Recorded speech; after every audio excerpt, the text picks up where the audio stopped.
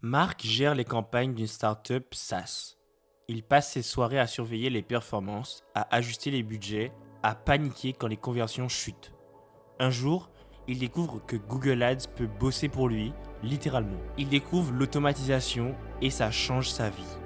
Marc n'a plus peur de rater une baisse de performance, ses campagnes sont sous contrôle, il a des alertes, des règles, un score d'optimisation à surveiller et surtout, plus besoin de paniquer à 2 heures du matin. Dans cette vidéo, on va voir comment automatiser certaines tâches dans Google Ads et quel est l'avantage de faire celle-ci. Premièrement, pourquoi automatiser dans Google Ads? Donc en premier, ça va nous permettre de réduire nos tâches manuelles redondantes et chronophages. Et cela va nous permettre de nous concentrer sur l'analyse de données et la stratégie globale dans Google Ads au lieu de faire des tâches redondantes. Deuxièmement, c'est une réactivité immédiate. Donc grâce à l'IA, l'algorithme de Google, on va faire des ajustements en temps réel, 24 heures sur 24, ce qu'un humain ne peut pas du tout faire. Et dernièrement, Google va s'appuyer sur des signaux internes à Google Ads, que ce soit le type d'appareil, le moment où les gens sont connectés, le jour de la journée, etc., etc., des signaux qu'un humain ne peut pas avoir. Ici, on se retrouve une plateforme pour la première automatisation qu'on peut faire dans Google Ads. Et celle-là est vraiment très importante. Je vous conseille de l'activer. Ce sont les alertes. Donc,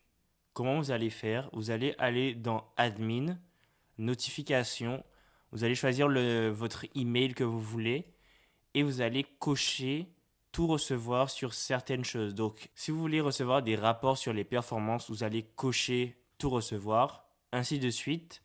Mais les plus importantes vont être tout ce qui est maintenance des campagnes ou aussi alerte de facturation. Les offres spéciales ne sont pas vraiment intéressantes. Après, vous pouvez aller niveau accès, voir les différents accès des utilisateurs, mais ça c'est autre chose. Mais ce que je vous conseille, c'est vraiment d'activer les notifications parce que imaginons qu'une annonce a été refusée par Google, vous recevrez directement un mail de Google vous disant ah, cette annonce-là a été flaguée et comme ça vous avez directement la notification sans aller chercher à droite à gauche dans Google Ads. Le deuxième point pour automatiser quelque chose dans Google Ads va être les règles automatiques. C'est vraiment un outil, on va dire, de Google Ads qui est très important si vous avez des activations de campagne, d'annonces à faire, par exemple, le week-end et vous voulez pas travailler. Donc pour ça, vous allez aller dans Outils, puis vous allez aller dans la section Actions groupées et règles. Et ici, vous tomberez ici comme moi, dans cet onglet. Vous avez juste à faire Nouvelles règles. Et ici, ça va vous proposer plusieurs types de règles. Donc vous avez des règles relatives aux annonces même. Donc ça veut dire est-ce que vous voulez faire quoi que ce soit sur des annonces, des mots-clés, groupe d'annonces, campagne, name it, il y en a plusieurs. Je vous laisserai aller deep dive pour voir les différents. Mais imaginons qu'on va prendre celui relié à la campagne. Donc, on va rentrer dedans. Ici, vous pouvez nommer votre règle automatique. Et par exemple, je vais nommer cette règle Turn on campagne. Donc ça veut dire que ma campagne s'active. Et ici, on va aller dans l'onglet Actions. Donc il faut savoir que vous avez jusqu'à 5 actions qu'on peut définir sur une seule règle. Donc par exemple, je vais faire une nouvelle action. Donc ici, c'est la règle sera appliquée aux campagnes que j'ai sélectionnées. Ici, vous voulez choisir si elles sont activées ou pas. Mais moi, je vais mettre qu'elles sont en veille, comme je veux juste allumer la campagne. Donc il faut qu'elles soient en veille d'abord. Parce que vous pouvez pas activer une campagne qui est déjà active. Je vais prendre une campagne qui est en veille. Et ensuite, on vous demande l'action. Donc, qu'est-ce que vous voulez faire? Donc, ici, ça va être activer la campagne. Et ici, on va ajouter une condition. Donc, on veut que ça soit une campagne en veille. Donc, ici, je vais juste taper nom de la campagne. Ici, ça me le donne. Donc, ça va être, imaginons votre campagne s'appelle YouTube, par exemple. Donc, je vais écrire YouTube. Et on va appliquer. Donc, ça veut dire que, cette règle veut dire que Google va activer les campagnes qui sont soit actives ou en veille ou qui s'appellent YouTube. Donc tout ça, c'est des conditions. Donc en fait, si votre campagne est éteinte et s'appelle YouTube, ça va l'allumer. Si vous en avez plusieurs, ça va allumer les deux. Enfin, les campagnes ayant ces conditions dedans. Et ici, on va juste mettre activer, ainsi de suite. Mais vous pouvez également encore ajouter d'autres actions. Donc ici, je vais faire une nouvelle action, par exemple. Ensuite, c'est la fréquence. Donc comme moi, je vais juste allumer une campagne. C'est pas dans mon cas de figure, donc je vais juste faire une fois. Et par exemple, je veux que ça soit le 15 avril, donc ça va le faire le 15 avril. De quelle heure à quelle heure? Par exemple, de 1h du matin à 2h du matin. En fait, ici, c'est vraiment la plage de données que vous voulez. Donc, si vous voulez les données des 30 derniers jours, etc.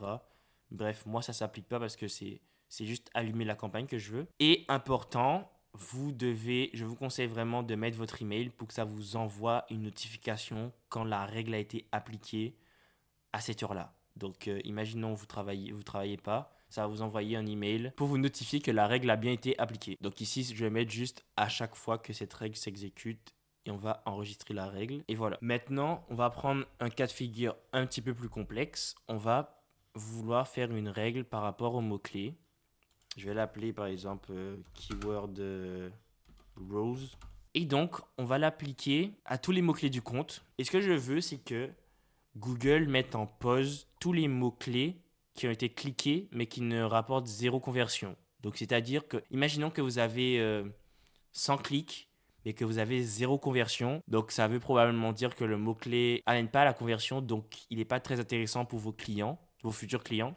Donc, on veut les mettre en pause, ces mots-clés, parce qu'on dépense de l'argent pour rien. Donc, on va sélectionner tous les mots-clés du compte et on va mettre nos conditions. Donc, ici, forcément, nos mots-clés seront actifs parce qu'on veut juste les éteindre. Et ici, on va aller dans conditions du mot-clé et on va aller dans performance. On va aller dans clic. On va dire que quand un mot-clé a plus de 10 clics, on veut le mettre en pause.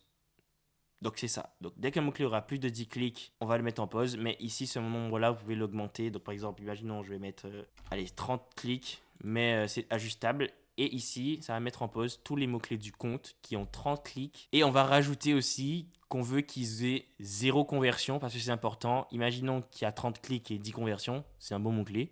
Donc, on va ajouter la condition du mot-clé avec conversion. Donc ici, on va chercher conversion. Voilà, conversion. Et on veut qu'il y ait des conversions au-dessus de... On va dire... Ouais, au-dessus de une conversion. Donc, tous les mots-clés ayant plus d'une conversion et 30 clics, ça va les mettre en pause. Donc, mettre en veille les mots-clés. Pour la fréquence, comme on veut que ça soit une règle qui s'applique tout le temps, donc on va le faire par exemple tous les jours. Donc, tous les jours, entre 20h et 21h, cette règle va s'appliquer à tous les mots-clés qui auront ces 3 conditions qu'on a mis. Et on veut toutes les données. Et ici, on veut également recevoir une notification. On va enregistrer la règle. Maintenant, on va aller un peu plus loin avec une règle un peu plus compliquée. Donc ici, on va aller dans une règle de campagne. Donc ici, on va la nommer, on va appeler notre règle augmentation de budget. Donc ici, on l'a appelé augmentation de budget. Donc imaginons que vous êtes flexible sur un budget. Ici, je veux faire une règle où, imaginons j'atteins un certain palier de ROAS ou de conversion et je veux que mon budget augmente d'un certain pourcentage. Et ici, on peut créer une règle pour faire cela. Donc, je vais recréer une nouvelle action. On va l'appliquer à toutes les campagnes, par exemple. Et ici, on va mettre toutes les campagnes actives. Et donc, notre première condition va être qu'un ROAS soit, par exemple, supérieur. On va mettre que notre ROAS, donc on va pas mettre ROAS, mais on va mettre conversion value, valeur de conversion, soit au-dessus de, par exemple, de 100. À ce moment-là, on va augmenter. On veut que ce soit toutes les campagnes qui soient actives dans le compte, qui ont une valeur de conversion supérieure à 100. Mais imaginons, on a d'autres campagnes qui ont des conversions et pas des valeurs de conversion. Donc, on va aller dans conversion. Et imaginons une campagne à 100 conversions.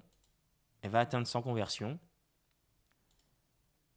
Et du coup, à ce moment-là, on va faire modifier les budgets. Donc, ici, on va faire budget quotidien. Et on va faire augmenter le budget d'un pourcentage. Par exemple, on va augmenter le budget de 10% si la campagne a atteint 100 de valeur de conversion ou 100 conversions. Et ici, on peut mettre une limite de budget maximal. C'est facultatif, mais ici, on va mettre par exemple un budget limité à 300. Au-dessus de 300, ça ne va pas l'augmenter. Et ici, ça va être important de mettre une fréquence. Donc, ça veut dire que je veux que ça soit tous les mois. parce que c'est plus réaliste. Donc tous les mois, cette règle va tourner. Donc si en un mois, une campagne a eu une valeur de conversion au-dessus de 100 ou a obtenu 100 conversions en un mois ou plus, ça veut dire que la règle va augmenter le budget de 10% si le budget est en dessous de 300 $. Et ça, tous les mois. Donc j'espère que là vous avez compris la règle, mais c'est vraiment une règle un peu plus développée. Mais comme ça, vous voyez, et la possibilité de règles compliquées que vous pouvez faire dans Google Ads. Et toujours, n'hésitez pas à vous envoyer un mail à chaque fois que cette règle s'exécute. Et ici, je vais juste faire enregistrer la règle. Une autre chose également que j'ai oublié de mentionner, imaginons que vous avez 100 campagnes et qui roulent en même temps. Ça arrive quand vous avez de gros clients, c'est possible. Donc, une chose qui va être importante, au lieu de mettre le nom de la campagne ou des conditions, vous pouvez mettre un label sur vos campagnes. Donc, attendez, je vais aller dans mes campagnes, vous montrer comment mettre un label. Donc, ici, je vais aller dans campagne et je vais mettre par exemple ma campagne générique. Je vais ajouter un libellé. Donc, label, libellé, c'est un peu la même chose. Et on va faire créer un libellé. Et on va appeler le libellé, par exemple, on va dire que c'est une campagne, par exemple, hiver. On va l'appeler campagne hiver. On va créer et on va l'appliquer à la campagne. Et ici, donc attendez, ici je vais juste rajouter dans ma colonne libellé. Hop, hop.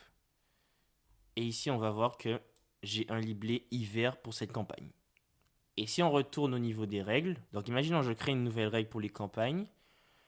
Ici, grâce à ce libellé, je pourrais mettre une condition libellée et on va choisir ce libellé. Donc ça veut dire que cette règle va s'appliquer à toutes les campagnes contenant le libellé hiver.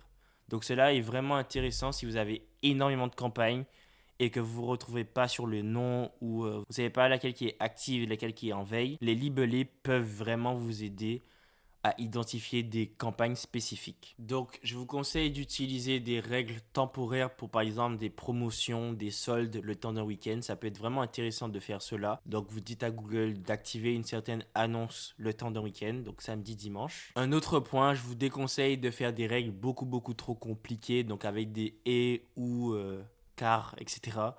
Parce que ça pourrait vous donner des bugs, mais aussi faites attention à ne pas avoir des règles qui s'overlappent, qui se concurrencent, on va dire. Donc imaginons vous activez quelque chose, puis vous activez un autre, puis en fait c'est la même campagne. C'est pour ça que je vous conseille de mettre vos emails pour que Google vous envoie une notification dès que la règle est activée pour aller voir si c'est bien en place. Et donc voilà, maintenant vous savez comment créer une règle automatique dans Google Ads. Donc si on parle d'automatisation, on ne peut pas louper les stratégies d'enchères automatiques proposé par Google Ads, donc tout ce qui est Maximize Conversion Value, c'est vraiment l'algorithme de Google qui va utiliser ses données pour optimiser votre campagne. Mais également, vous avez l'option de upgrade par des targets CPA ou target ROAS. Donc imaginons qu'une campagne a peu de conversion. Vous savez qu'une campagne aura peu de conversion. Commencez en Maximize Conversion. L'algorithme de Google va optimiser selon ces données et pourra vous ramener les conversions que vous voulez. Malheureusement, vous n'avez pas un contrôle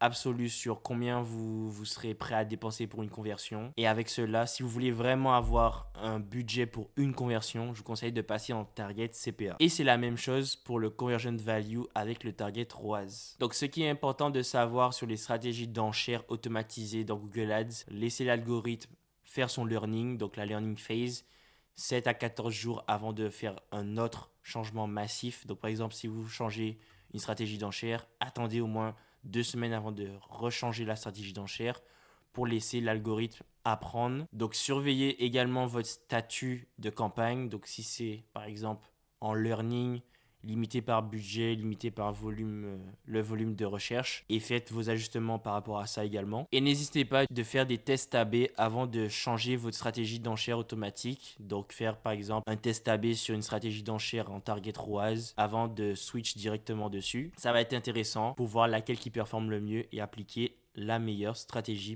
possible. Maintenant, parlons des recommandations que Google vous fait grâce à l'Optimization Score. Donc, qu'est-ce que l'Optimization Score que vous pouvez voir dans Google Ads? C'est un score que Google va vous donner sur 100 sur comment votre campagne est assez optimisée ou pas. Je vous conseille d'aller chercher un score de 80 à peu près, c'est très très bien. Mais ne vous fiez pas vraiment à ce score parce que Google pousse parfois des choses qui leur bénéficient. Donc, faut-il tout appliquer? Pas du tout. Donc, si Google vous demande de passer vos mots-clés de phrase exact à broad match, donc c'est-à-dire à requête large, je vous déconseille de le faire à moins que vous voulez le tester. Mais souvent, c'est que Google veut plus de données et va vous mettre sur des requêtes que peu de personnes vont et du coup, vous allez avoir des clics mais pas tant de conversions.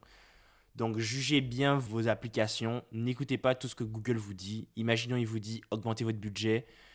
On le sait déjà, vous avez un budget fixe à prendre avec précaution. Une chose à savoir aussi, c'est que vous n'êtes pas obligé d'appliquer les recommandations de Google pour avoir un bon optimization score. Vous pouvez juste dismiss, donc c'est-à-dire supprimer les recommandations que Google vous fait et cela va augmenter votre score. Donc, je vous conseille de le faire si vous avez des recommandations que vous ne voulez pas. Ou également, vous pouvez tous les appliquer automatiquement. Comme je vous l'ai dit précédemment, très déconseillé. Mais il y a des choses que Google vous dit qui sont intéressantes. Par exemple, d'ajouter des images dans vos annonces. Donc, je vous rappelle, je vous conseille d'avoir un minimum de 4 images dans vos campagnes pour vraiment donner à vos annonces plus de visuels. Regardez toutes les recommandations que Google vous donne, supprimez ceux que vous ne voulez pas et activez celles que vous voulez. Et vous pouvez même aller plus loin en mettant une alerte si votre optimization score est en bas de 70%. Donc au final, voici tout ce que vous pouvez optimiser dans Google Ads. J'espère que vous avez appris des nouvelles choses. Dans une prochaine vidéo, je vais parler des scripts pour aller plus loin avec l'automatisation. Mais si vous avez appris quelque chose, n'hésitez pas à liker, à vous abonner et on se retrouve pour une prochaine vidéo.